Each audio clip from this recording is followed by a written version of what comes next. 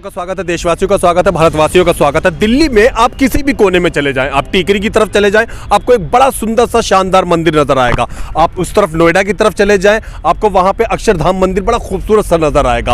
आप औचंदी बॉर्डर की तरफ चले जाएं, वहां पे भी आपको बड़े बेहतरीन से मंदिर नजर आएंगे। आप अगर पलटकर बवाना एरिया की तरफ आते हैं, यहाँ आपको बड़ा खूबसूरत सा एक गंगाटोली मंदिर नजर आएगा। गंगाटोली मंदिर के बारे में बता दूं, दिल्ली के जितने भी भव्य, बड़े, विशाल, वैभवशाली मंदिर हैं, ये उनमें से एक गिना जाता है। आप हमारे पीछे बैकग्राउंड में देख सकते हैं, इतनी भव्य बड़ी बड़ी इमारत जो बनी हुई है, बड़ी खूबसूरत सी, मनोहारी। आप यहाँ पर आते हैं तो यहाँ की ग्रीनरी देख के, हरापन देख के, यहाँ की आकर्षक मूर्ति देख के, मूर्तियों पे खास प्रकार की कलाकृति और उनके चेहरे के भाव देख के आपका मन मोह लेगा।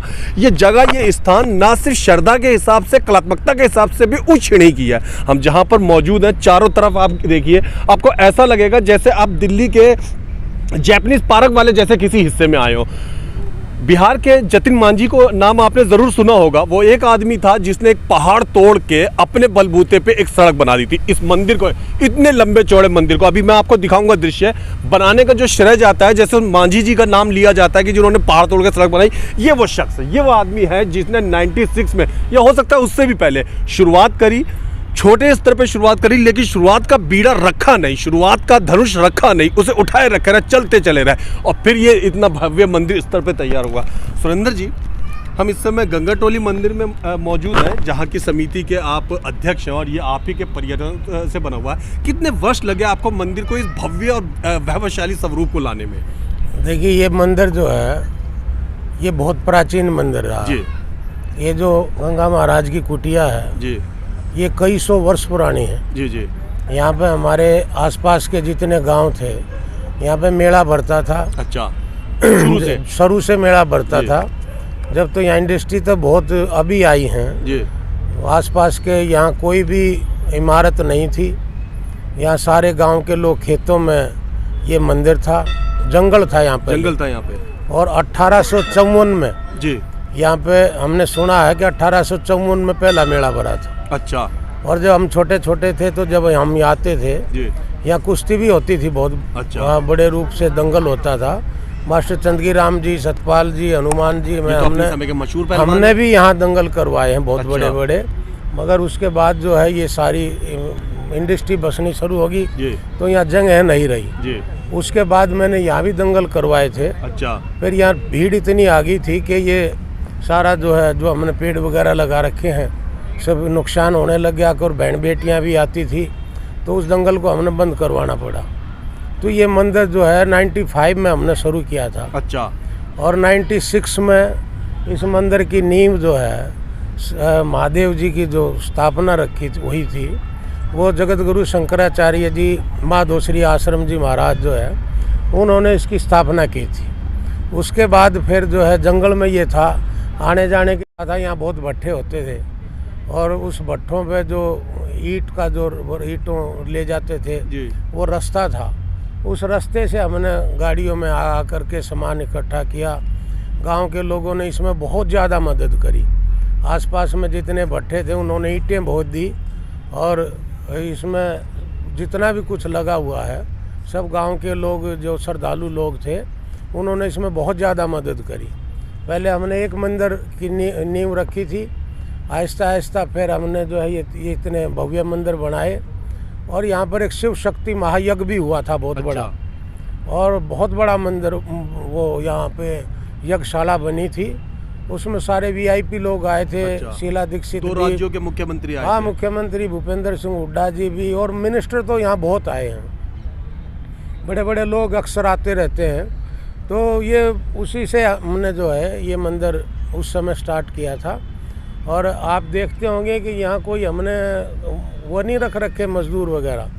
जब भी ये घास वगैरह काटते हैं, हमारे पास मशीन है, हमारे कुछ साथी हैं, हम सारे लोग अपने आप इसमें काम करते हैं। अगर कोई झूठी पत्तल वगैरह भी छोड़ जाता है, कोई कागज़ भी छोड़ के चला जाता है, तो वो भी हम ही उठाते हैं इसमें। अच्छा। हम कुछ साथी हैं, वो सारी देख रेख हम ही करते हैं। यहाँ ये पेड़ पौधे जितने लगे हैं, ये सब हमने लगा रखे हैं।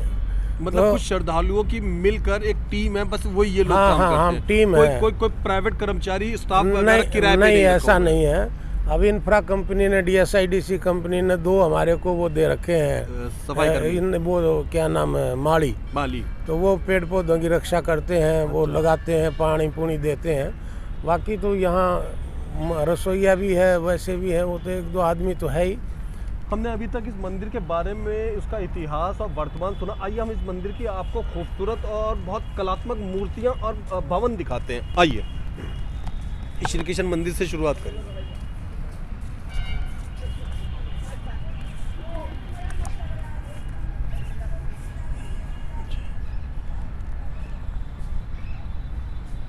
ये राधा कृष्ण जी का मंदिर है।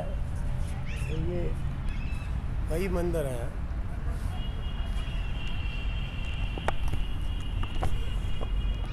दर्शकों, मुझे खुद भी हिंदू देवी देवता में किशन जी बहुत ज़्यादा पसंद है। ओशो रजनीश कहा करते थे कि हिंदुस्तान के सबसे पहले साइकोलॉजिस्ट, मनोवैज्ञानिक जो व्यक्ति इस धरती पे अवतरित हुआ वो श्री कृष्ण जी थे।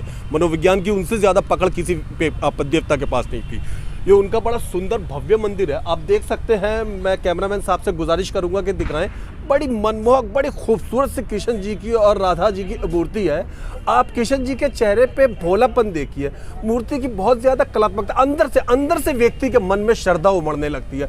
जो भी कृष्ण भक्त है या नहीं भी है, तो भी जब वो इस मूर्ति को, इसके वस्त्रों को, इसके खूबसूरत उभार को देखते हैं, अंदर से एक ममता सी, एक श्रद्धा सी उमड़ने लगती है। राधा कृष्ण की ये मूर्ति कब स्थापित हुआ? ये तो हमने किया था इसमें 2000 लगभग 22 साल पहले। अच्छा। तो ये लगभग उसमें आपने ही योगदान दिया या और कई लोगों वगैरह? बहुत सारे लोगों ने, जहाँ आसपास के गांव के लोग थे, उन्होंने खूब योगदान दिया जी। उन्हीं के कारण जो इतना भव्य मंदिर बन पाया। मैं तो इतना बड़ा काम नहीं कर पा सकता था जी। मगर बहुत सारे श्रद्धालु लोग हैं, उन्होंने बहुत मदद करी है इसमें। बहुत बढ़िया, बोलते जाइएगा। अब हम देख रहे हैं ये सामने बजरंगबली जी का भव्य छोटा लेकिन बड़ा मनमोहक, बड़ा अति सुंदर मंदिर दिखाई दे रहा है। इसके विषय में बताइए सुरेंद्र जी। देखिए ये 3 मंदिर हैं यहाँ। अच्छा। 4 जी। श्री कृष्ण जी का और महादेव जी का और दुर्गा माता का। अच्छा। वो धूना है। ठीक है। सामने यहाँ पर जो है, ये जो आप देख रहे हो जी नवग्रह का मंदिर है। मैं कैमरामैन साहब से गुजारिश करूंगा कि वो नवग्रह का दिखाएं। और पीछे देख सकते हैं, पीछे काले पत्थरों से निर्मित जो बड़ी भव्य कांच के शीशों के साथ में ये नवग्रह मंदिर स्थापित करा गया है। यहाँ पे शनि मंदिर है, उसके पीछे शनि मंदिर है जी। तो ये सारे मंदिर जो है सब श्रद्धालु आते हैं, बहुत आते हैं जी।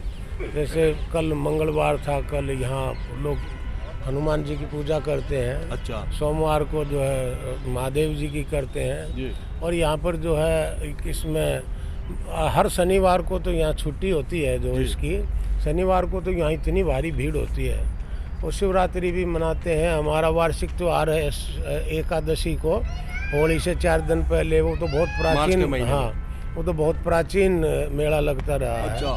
तो अक्सर यहाँ जो है मेले लगते ही रहते हैं और भीड़ इतनी होती है यहाँ। अगर आप शनिवार को भी आकर के देखोगे तो तमाम जितनी इंडस्ट्री के जो है मजदूर लोग भी बेचारे सब यहीं आकर के पूजा करते हैं। उधर भगवान की मूर्ति है जी। अगर आप वहाँ से खड़ा होकर के देखोगे तो आपको जो वहाँ पे बहुत बड़ा वो बना रखा है उन्होंने, एक स्टूडियो वहाँ पे हरिद्वार में। तो वो मैं उनके पास आता जाता था, तो मैंने ये जितनी मूर्तियाँ हमने बनवाई, जितने हमारे साथी थे सब वहाँ उनके पास गए। तो ये सारी की सारी मूर्तियाँ जो है फकीरचंद परेड़ा जी ने बनाई हैं। और ये आपका जो रथ है, आपने रथ देखा होगा भीष्म पिता का। दर्शकों में बता दूं कि अमृता शेरगिल और अर्जुन प्रजापति हमारे देश के बहुत मशहूर कलाकार रहे, पेंटिंग वगैरह में बहुत माहिर रहे। हमारे सुरेंद्र जी पूर्व विधायक, राजनीतिक, समाज सेवक, इनको खुद भी बहुत कम लोगों को मालूम होगा कि इनको भी बहुत ज़्यादा पेंटिंग का शौक है। इन्होंने मुझे भी अभी थोड़े समय पहले अपनी बहुत ज़्यादा खूबसूरत सी कुछ पेंटिंग दिखाई। ये पेंसिल के द्वारा बहुत अच्छे से कागज़ के ऊपर चित्र उकेरते हैं। इनके जब चूंकि चित्रकार हैं तो कल्पनाशीलता के तहत अब हम जिस जगह मौजूद हैं, सामने महादेव जी का मंदिर स्थापित है। इसके ठीक पीछे, तालाब के पीछे एक बड़ी मूर्ति लगभग 20, 25, 30 फुट की एक शिवजी महाराज की मूर्ति स्थापित है। और यहाँ सामने गार्डन में, मैं चाहूँगा कि इस तरफ दिखाया जाए, गार्डन में भी एक छोटी शिवजी की मूर्ति स्थापित है। इन तीनों मूर्तियों का मैं जिक्र क्यों कर रहा हूँ, जरा इधर से सुनते हैं। इन तीनों एक साथ वाली मूर्ति का जो आपका आइडिया वो बताइए। नहीं, आइडिया हमारा ये था कि हमने महादेव जी की यहाँ स्थापना की थी जगत गुरु शंकराचार्य जी ने जी। उसके बाद इनकी स्थापना हुई यहाँ पे जो महादेव जी की मूर्ति की। इस मंदिर की तो स्थापना हमने शंकराचार्य जी ने करी थी। शंकराचार्य जी ने, हाँ, जगत गुरु शंकराचार्य जी ने इसकी स्थापना की थी। और उस समय फिर हमने ये मूर्ति यहाँ पे स्थापित करवाई जी। तो हमने देखा कि ये कहाँ ठीक रहेगी जी। तो हमारे और भी महाराज जी भी थे और मिलने वाले थे, उन्होंने कहा इसके सामने ये मूर्ति होनी चाहिए। अच्छा। तो फिर उसके बाद जो है हरिद्वार से हम ये मूर्ति बनवा करके लाए शंकर भगवान की, जी, जो तालाब के हाँ पास लगी है। तालाब था। ये भी हमारी सोच थी कि तालाब के अंदर जो है एक प्लेटफार्म तैयार करके और वहाँ पे ये मूर्ति को बनाया जाए। अच्छा। अगर जिस तरफ भी नज़र पड़ेगी दोनों आगे पीछे तो महादेव जी के दर्शन होंगे। मतलब अगर व्यक्ति वहाँ उस वाली मूर्ति के पास खड़ा होता है तो वहाँ से हाँ, तीनों तरफ नजर हाँ, आएगा। और अगर बिल्कुल। व्यक्ति उधर चला जाता है तो उधर से भी दिखाई देंगे। अच्छा। अभी ये तो सामने, अरे ये जरा वो दान पात्र है, एक साइड में कर बंद करो। तो ये तो एक वैसे सब साथियों की सोच थी कि भाई किस मूर्ति को कहाँ रखना चाहिए। और आपने एक इसमें सबसे बड़ी बात ये देखी होगी कि इस इतने भव्य मंदिर में आपने कहीं भी किसी का भी दान का पत्थर नहीं मिलेगा। जी। हमने ये तय कर रखा है कि जिसने जो भी काम करना है वो काम करो, दान दक्षिणा देनी है दो, मगर उसका पत्थर नहीं लगेगा यहाँ। वो इसलिए कर रखा है कि आप देखते हो किसी बहुत सारे मंदिरों में पंखों पे भी नाम लिखे हुए होते हैं, पंखों पे, बेंच जो बेंच है उस पे भी नाम लिखे हुए होते हैं, सीढ़ियों पे भी। और बहुत सारा अब तो ये हो गया है जहाँ जंग है नहीं बची तो फर्श में जो है वो नाम लिखवाते हैं। इस पूरे मंदिर में आपने ये देखा होगा कहीं भी किसी का नाम नहीं है। हमारा नाम तो इसलिए मिलता है कि भाई मैं विधायक था। अच्छा। उस समय बतौर विधायक मिलता है। मुख्यमंत्री जी को बुलाया मैंने तो मुख्यमंत्री जी का नाम आ गया। अजय माखन जी को बुलाया तो जिसने उद्घाटन किया, आप देख रहे हो कि मेरा इसमें भी नाम नहीं है, मैंने देखा। तो मैं ये कह रहा हूँ कि जिसने उद्घाटन किया उसका तो इसमें नाम है जी। मगर हमने कभी दान के उसमें किसी का भी पत्थर नहीं लगने दिया। और ना ही हमने यहाँ आज तक यहाँ किसी की शादी ब्याह नहीं होने दिया। बहुत सारे लोग आते हैं क्योंकि अगर कोई शादी ब्याह करेगा तो फिर यहाँ नशा पता करेगा और फिर मंदिर की जो है ना वो छवि खराब होगी। तो इस चीज़ से भी बहुत हट करके हैं। बस लोग काम करते हैं, दर्शन करते हैं। खुशी तो इस बात की होती है कि यहाँ जो मजदूर लोग फैक्ट्रियों में काम करते हैं वो गरीब लोग आकर के यहाँ बैठते हैं। अच्छा। हाँ, तो ये बहुत अच्छी बात है। और हर शनिवार को तो यहाँ हजारों में लोग होते हैं, तो भीड़ तो लगी रहती है। तो ये आज का मंदिर थोड़ी है। 1854 2022 तक जो भी लोगों ने सहयोग दिया, मतलब सहयोग आपका कहना कोई भी दे सकता है, पर वो नाम पट्टिका का यहाँ नहीं, अगर कोई आदमी हमारे को ये कहे कि मैं तो आपके 2 कमरे बना दूंगा, नहीं, हमें ज़रूरत ही नहीं है जी। जिस चीज़ की ज़रूरत होगी वो तो हम बोल देंगे। मगर कोई ये कहेगा जी मैं यहाँ एक ऐसी चीज़ करना चाहता हूँ, अगर कोई पेड़ भी लगाएगा तो उसकी जगह देखेंगे हम। अच्छा। कि इसमें फिर दिक्कत तो नहीं आती। कोई पेड़ ऐसा लगा दे बीच में, मूर्तियाँ दिखाई ना दे बीच में, फिर वो दिक्कत आएगी। तो जो भी यहाँ काम होता है उसको बहुत देखभाल करके अच्छी तरह समझ करके जब हम करते हैं। आप ये मूर्तियाँ देख रहे हैं किस तरह मूर्तियाँ बनाई हैं। एक ट्रैक बना करके कोई अड़चन नहीं आएगी, ट्रैक पे मूर्ति देखते चले जाओ और सारी चीज़ मूर्तियाँ दिखाई देंगी। उधर आइए। इस समय आप देख सकते हैं कि ये भगवान परशुराम जी की मूर्ति आप देख रहे हैं। कितनी कलात्मकता में आप देखिए, आप इसके वस्त्रों का रेशा देखिए, सिलवटें देखिए, उनकी मुख बिंद्रा देखिए, आप उनके बाण जो पीछे है गांडीव में वह देखिए। सुरेंद्र जी, इस वाली मूर्ति के विषय में दर्शकों को बताएं, श्रद्धालुओं को। ये मूर्ति बनाई थी फकीर चंद परेड़ा जी हैं उड़ीसा के। जी। कलाकार हैं, वो मूर्तिकार हैं हरिद्वार में। अच्छा। मेरे ख्याल हिंदुस्तान का क्या वो बहुत बड़ा मूर्तिकार है। अच्छा। जितनी भी हरिद्वार में बहुत बड़े बड़े मंदिरों में मूर्तियाँ होंगी वो सब उसकी हाथ की बनाई हुई हैं। ये उसकी तो जितनी तारीफ की जाए कम है, उतनी थोड़ी है।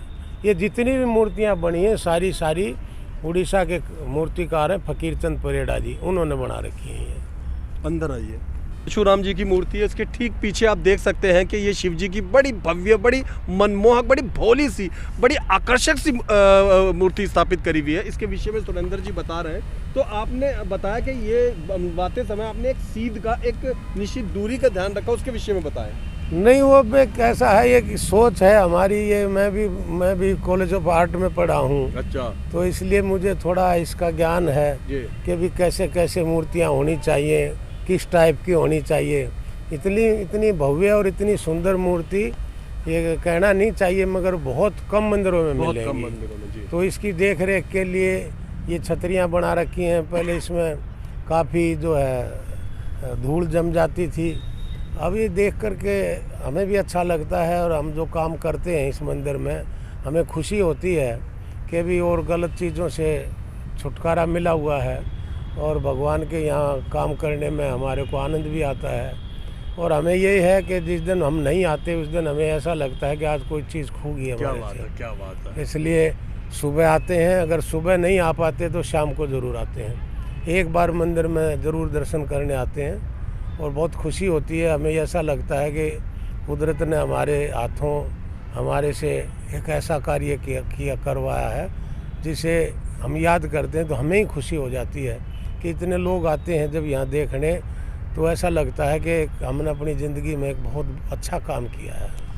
आमतौर पे कहा जाता है कि लोग राजनीति में जाते हैं, या शब्दों को थोड़ा अपने तरीके से बोल रहा हूँ, राजनीति के दलदल में जाते हैं लोग बाग तो कई प्रैक्टिकल हो जाते हैं, बहुत ज़्यादा जो है ना वो ज़रूरी चीज़ों पे ही बस ध्यान नहीं रखते हैं, लेकिन आधार्मिक हो जाते हैं, यहाँ तक भी कहा जाता है। ये हम यहाँ गंगा टोली मंदिर में मौजूद हैं। सुरेंद्र जी राजनीतिक होने के बावजूद, दिल्ली में 30 साल की राजनीति करने के बावजूद इस मंदिर में लगभग अपने हिसाब से पूरी कोशिश करते हैं रोज़ाना समय देने का। किसी भी ऐप में नहीं है, यहाँ आके वो अपने अंदर की धार्मिकता और अपने अंदर के अच्छेपन को कायम रखते हैं। आगे हम आपको एक और बड़ी खूबसूरत सी मूर्ति जल्दी दिखाने जा रहे हैं। शिव जी महाराज की मूर्ति के नीचे खड़े हुए हैं। कलाकार ने बहुत ज़्यादा मन लगा के बड़ी प्रयत्न करके, घोर संघर्ष करके ये वाली मूर्ति स्थापित करी। दर्शकों मैं चाहूँगा ज़रा आप ध्यान से देखें, गौ माता के आप चेहरे पे देखिए, आपको एक बड़ा खास किस्म का भोलापन सा नज़र आ रहा होगा।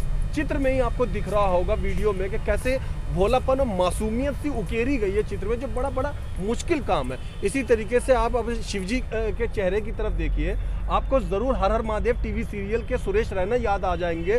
बिल्कुल उसी तरीके से बड़ा मनमोहक, सुंदर, और बिल्कुल ऐसे जैसे ओरिजिनल शिवजी होंगे तो ऐसे ही होंगे। इस तरीके से ये भव्य मूर्ति बनाई गई है। इसके विषय में बताइए। देखिए, जो मूर्ति आप देखोगे ना वही भव्य मिलेगी। जी जी, मैंने बताया ना आपको, जो मूर्तिकार है उसका कोई जवाब नहीं है। जी, बहुत सज्जन आदमी हैं जी, बहुत अच्छे मूर्तिकार हैं जी। मैंने यहाँ बुला करके उनको सम्मानित भी किया था। अच्छा। हाँ, वहाँ मुख्यमंत्री जी भी आई थी और मंगतराम सिंघल जी थे। और इसे बनाते समय आपने किन चीज़ों का ध्यान रखा? जैसे आप बता रहे हैं कि हमने सब एक साइज की मूर्ति बनाई हुई है, लाइटिंग का पूरा ध्यान रखा है, उसके विषय में बताएं। नहीं, ये तो जो मूर्ति हमें पसंद आती है जी, हम उसको बनवा लेते हैं। अच्छा। आगे भाई इतनी सुंदर मूर्ति जो बनाई है उन्होंने जी, तो हमें जो अच्छा लगता है ना हम वो मूर्ति बनाते हैं ना। वो मूर्ति बनाने के लिए तो यहाँ कितनी मूर्तियाँ बना दो, मगर जो मूर्तियाँ यहाँ बनी हैं उसका जवाब नहीं है। उसका वाकई जवाब नहीं। वाकई मुझे कहने में आज ने वाकई जवाब नहीं। और ये तो मेरे ख्याल पूरे हिंदुस्तान में कहीं भी नहीं मिलेगा रथ।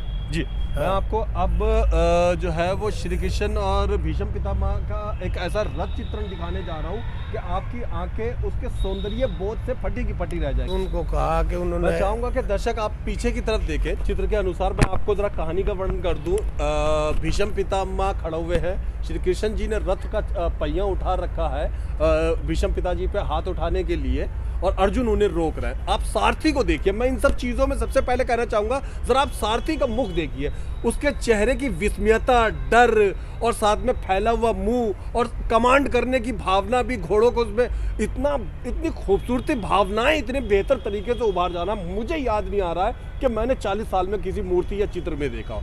आप देख सकते हैं इसके बारे में। ऐसा रथ बना रखा है जी, मेरे कल शायद कहीं आपने देखा हो। जी जी, गीता का ज्ञान देते हुए रथ बहुत देखे होंगे, जी, मगर भीष्म पितामह जी का जो ये दृश्य है जी, जी, जी, ये बहुत कम मिलेगा आपको। और ये भी एक सोच जो है उनकी अपनी अच्छा, सोच थी। 97% लोग बाग ज्यादातर वो गीता ज्ञान देने वाला मूर्ति या चित्र ही बनाते हैं। हाँ। आपके मन में सुरेंद्र जी क्या आया नहीं, हमने 2002 में कि आपने ये वाली परिकल्पना नहीं, करी? उन्होंने एक मेरे को इसका छोटा एक वो बना प्रतिरूप। करके दिया था जी, मॉडल। हाँ, मॉडल बना करके दिखाया था, तो बहुत छोटा बन के रखा था उनके पास। ठीक है। तो मैंने ये सोचा क्यों ना ये भव्य बना दिया जाए अच्छा। और बना करके फिर इसको गंगा टोली में लगाया जाए, फिर वहाँ के लोग देखें तो उनको पता चले कि हाँ कितनी सुंदर मूर्ति है। तो ये जब हमने ये बनाया था इसको, ये कौन सी सन में यहाँ स्थापित करी गई? वर्ष ये आप 2002 देख में। रहे 2002 में हमने ये करवाया था इसको। जी, और इसके जो लिखित है वो नहीं अगर दर्शकों को नजर आ रहा हो तो हम आपसे पूछना चाहेंगे, तो किन्होंने इसका उद्घाटन किया जो सामने लिखा हुआ है? श्रीमती शीला दीक्षित जी उस समय की जो सीएम थी। सीएम और दीपचंद बंधु जी इंडस्ट्री मिनिस्टर थे।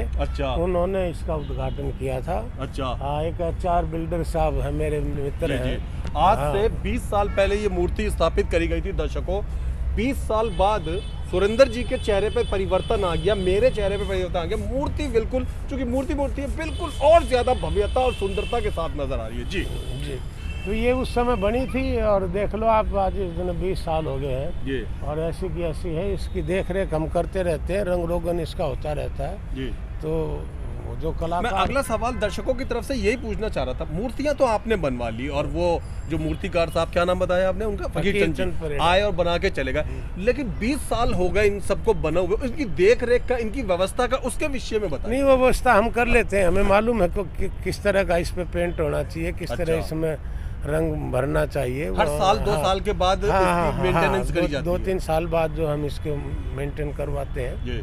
तो ये ऊपर हमने इसकी छतरी बना शेड रखी है, बनाई हुई है ताकि इसके ऊपर गंद वगैरह ना पड़े। हाँ। तो इसकी देख रेख करते हैं खूब अच्छी तरह। अच्छा अच्छा। हाँ। ये खूबसूरत मंदिर जो आप देख रहे हैं, जिसका मैं आपको इतनी देर से विवरण और वर्णन दे रहा हूँ, अगर आपके मन में भी इच्छा है, आप दिल्ली के निवासी या नहीं भी हैं, कहीं बाहर के आप देख रहे हैं और आप भी पर्यटक हैं, श्रद्धालु हैं और जगह जगह के सुंदर भव्यशाली मंदिर देखने के शौकीन हैं, बेहिचक आप शनिवार वाले दिन यहाँ पे आएंगे तो आपको और ज़्यादा अच्छा लगेगा। आप वैसे किसी भी दिन आइए। रोक दो।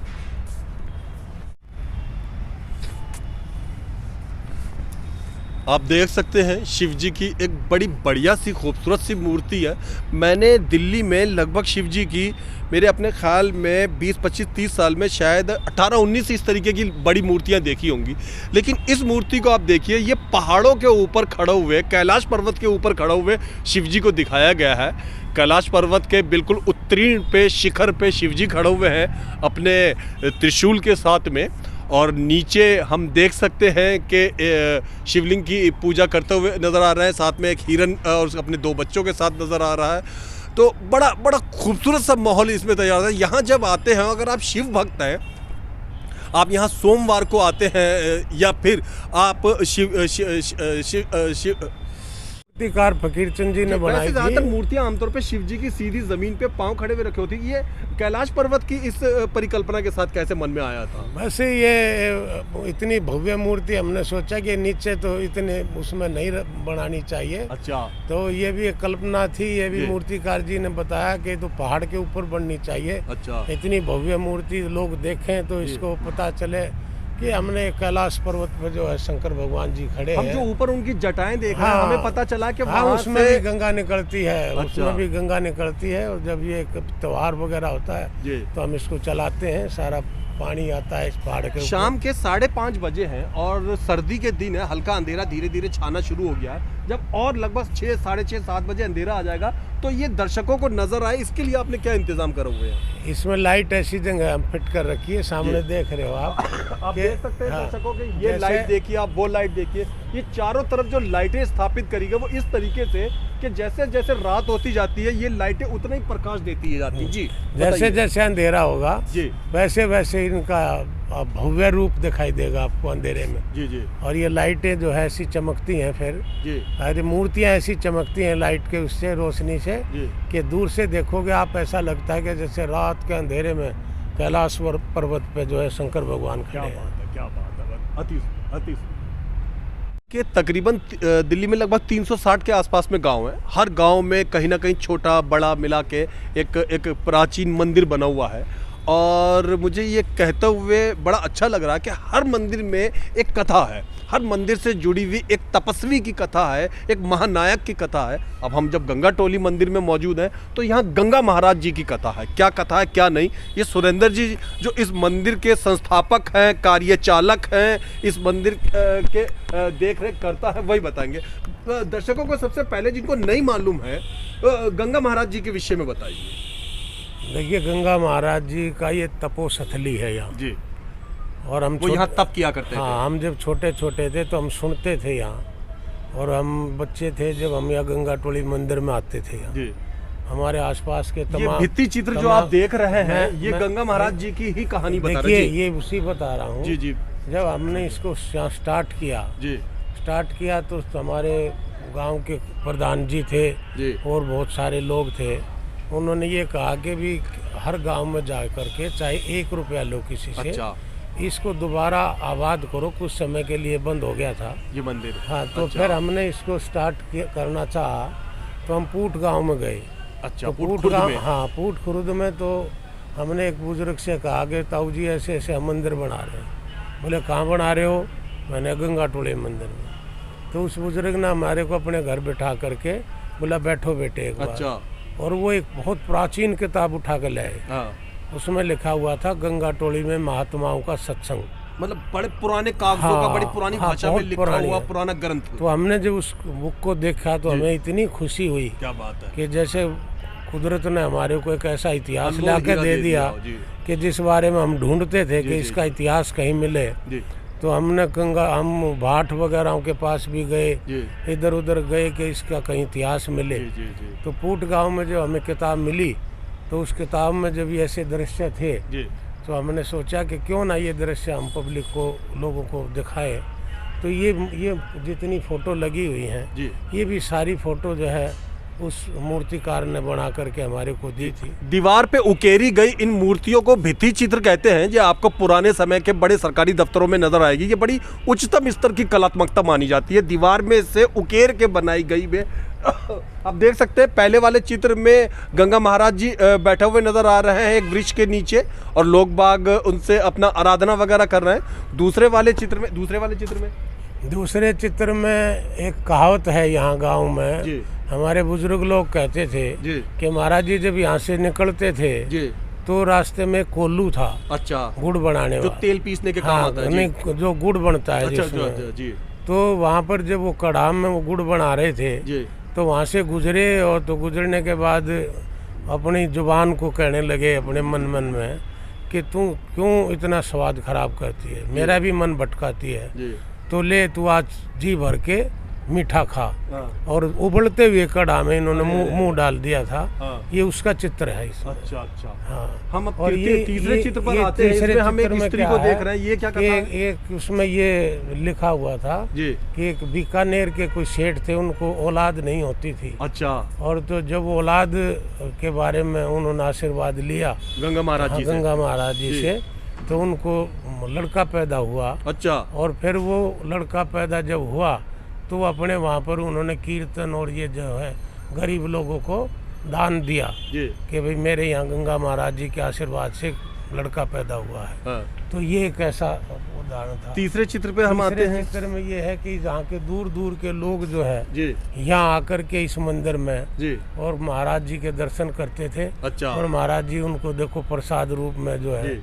दे रहे हैं। जी और ये दूर दूर से हवन करते थे, यहाँ नाचते थे, गाते थे। जी ये जो ऊपर ये सब सामान, ग्रामीण श्रद्धालु हैं। हाँ, श्रद्धालु हैं। जी। ये एक वो उनका काल्पनिक के फोटो जो है उन्होंने बनवाया था। अच्छा, और वह जो हम अगला चित्र देख रहे हैं, ये सारे वो सेठ वो जो है अपने लोगों को लेकर के महाराज जी का आशीर्वाद लेने आए हैं, धन्यवाद करने आए हैं कि आपने अच्छा। हमारे को एक आशीर्वाद दिया था, जी उनसे हमारे को औलाद पैदा हुई, और ये उनका आशीर्वाद ले रहे हैं सारे। हम अगले चित्र में एक ग्वाला देख रहे अगले हैं। चित्र में महाराज जी जब तप कर रहे थे जी तो वहाँ उन्होंने गवाला जो गाय चराने आया था, जी उसने देखा कि एक तो बहुत बड़े महाराज जो हैं जी। जंगल के अंदर जहाँ पे बहुत जानवर थे, जी और उस जंगल में बैठ करके वो तप कर रहे थे। जी तो जब उन्होंने देखा कि महाराज जी जो है मवाना के जंगलों में जो है तपस्या कर रहे हैं, हाँ तो जब जाकर के उन्होंने गांव में बताया हाँ। और फिर गांव के लोग उनको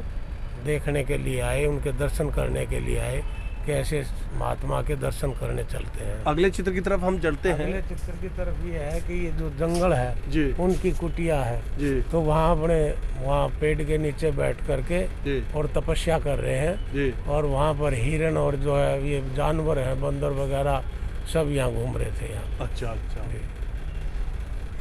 अगला और अंतिम चित्र की विषय अंतिम चित्र का ये है कि इन्होंने ये दर्शाया है इसमें जी कि जो लोग आपस में धर्म के नाम पर जो लोग आपस में मारे जा रहे थे जी तो उन्होंने इनके बारे में पता चला कि भी एक इंसान को मारता है जी तो ये ठीक नहीं है। जी इससे बढ़िया तो तुम जाकर के जंगल में बैठ करके अपना तप करो। जी। और इस चीज़ को देख करके उनके मन में बहुत घृणा हुई हाँ। और उन्होंने उसी समय जो है जी शहरी जीवन छोड़ दिया। शहरी जीवन अपना परिवार छोड़ करके एक जंगल में जाकर तपस्या करनी शुरू कर दी। और वो जंगल ये बवाना गांव का ये वही जंगल है और ये वही तपोस्थली है गंगा महाराज की जिन्होंने यहाँ पर तप किया था। मैं कैमरामैन साहब से अनुरोध करूंगा कि सामने दिखा। दर्शकों ये सामने जो आप छोटा सा मंदिर देख रहे हैं इसके विषय में हमें सुरेंद्र जी ने बताया जो इस मंदिर के आयोजक हैं संस्थापक हैं कि ये धूनी स्थल है। इस धूनी स्थल के विषय में बताइए। ये एक महाराज जी का एक यहाँ पर धूना था। अच्छा। और ये जंगल के अंदर एक छोटी सी कुटिया होती थी। जी जी। वो कुटिया जो है कोई 100 वर्ष हो गए थे, खंडित हो गई थी जी। उसकी जगह गांव के लोगों ने भी और हम सब ने सोचा कि भाई इसकी जगह महाराज जी का धूना ऐसे ही रहना चाहिए। अच्छा। वो जो पहले धूना था वो धूना आज भी है जी। और ये जो है महाराज जी का अपना धूना है 5 में, तब से आज तक ये धूना अखंड है, ये चलता रहता है। अच्छा, जहाँ तक मेरी जानकारी है तो धूना स्थल जो होता है वो जगह जहाँ श्रद्धालु आशीर्वाद लेने आते हैं, जहाँ उसको छूने आते हैं, वहाँ की मिट्टी भूमि राख से जो है वो स्त्रियाँ वगैरह सब आशीर्वाद नहीं वो लेते हैं, श्रद्धालु लोग लेते हैं कि भाई जो इतने बड़े संत का जो है धूना रहा हो तो उसके हमें भी कुछ वहाँ से कुछ मिल जाए। जी, जी, तो उससे उसको ले जा कर के अपने सेठ जी को संतान सुख प्राप्त तो उसको ले जा कर के अपने घर में जो रखते हैं, अपने टीका माथे पर लगाते हैं, तिलक लगाते हैं। तो ऐसे साधु संत का कोई आशीर्वाद मिल जाए और उससे बड़ी बात और क्या होती है। अच्छा, बिल्कुल अंतिम बात की तरफ आते हैं। सुरेंद्र जी, इतना भव्य आपने 22 साल में मंदिर स्थापित कर लिया, वाकई मुझे कहने में हर्ज नहीं कि यहाँ की कलाकारी कलाकृति है और भावनाओं के उकारापन वाकई बहुत बढ़िया और बेहतरीन है। तो राजनीति करते रहे, सोशल वर्क करते रहे, दुश्मनों से निपटते रहे, विरोधियों को देखते रहे, अखबार में खबरों का मुद्दा बनते रहे, कैसे समय निकाल पाए इस मंदिर को? नहीं देखिए, राजनीति अपनी जगह है जी, परिवार के काम अपनी जगह है, मगर साथ साथ जब भगवान को छोड़ दोगे तो फिर तो राजनीति भी नहीं चलती। जी जी। तो हमने अपने भगवान को, अपने इस स्थान को, गंगा महाराज को तो अपने मन में बैठा के रखा है। और जब तक मैं दर्शन नहीं कर लेता दिन में तो मुझे ऐसा लगता है कि मैंने आज किसी चीज़ को खो दिया। क्या बात है, क्या तो बात। मैं सुबह नहीं आ सकता तो शाम को आता हूँ। अच्छा। शाम को नहीं आता तो सुबह जरूर आता हूँ। दिन में एक बार दर्शन जरूर करके जाता हूँ। और यहाँ हम कई साथी हैं तो सारे मिलकर के इस मंदिर को चलाते हैं। अच्छा। यहाँ सेवा करते हैं। अच्छा। जो भी यहाँ काम आपको दिखाई देता है जी, हम बैठ करके उसको सोचते हैं कि अब हमने क्या करना चाहिए। अच्छा। और जो इस मंदिर की भलाई के लिए होता है हम वही काम करते हैं। जी जी। अच्छा, कौन से समय में यहाँ मंदिर में आप ज़्यादा भव्य, मतलब सालाना कौन से भव्य प्रोग्राम यहाँ होते हैं कि लोग बाग आना चाहें तो उस प्रोग्राम में? जैसे नहीं शिवरात्रि का बहुत बड़ा प्रोग्राम होता है यहाँ पर। नवरात्र का बहुत बड़ा प्रोग्राम होता है। गंगा टोली मेला भी हर साल होता है। गंगा टोली मेला होता है होली से 4 दिन पहले, एकादशी को महीने में यहाँ पे गंगा टोली मेला होता है, जो मैं आपको बताऊँ 150-200 साल से मशहूर है इस जगह के लिए जी। और दूसरा यहाँ पे छठ पूजा का भी बहुत बड़ा मेला बढ़ता है। 10-15 साल से यहाँ पे पूर्वांचलियों का ध्यान रखते हुए छठ पूजा का आयोजन भी होने लगा है जी।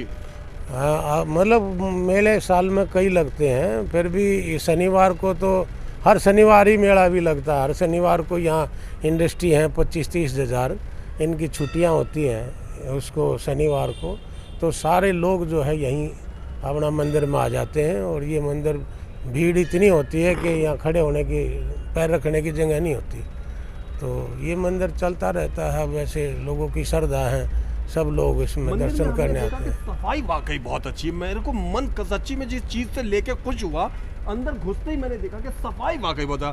कहीं पर मुझे बिस्कुट के पैकेट, केले के छिलके या इसी ट्रॉफियों के रैपर नजर नहीं आए। कूड़ेदान आपने जगह जगह, तो ये सफाई व्यवस्था बनाने में नहीं क्या है कि यहाँ हम माइक में भी बोलते हैं अच्छा कि भाई कृपा करके कोई पॉलीथीन वगैरह यहाँ ना छोड़े, या कोई खाने का डस्टबिन रख रखे हैं, आप कृपया करके उस डस्टबिन में अपना सारा सामान डाल दें। कूड़ा वगैरह गंद जो भी है, हम सबको बोलते हैं कि भाई ऐसे ऐसे इसमें गंदगी ना करें।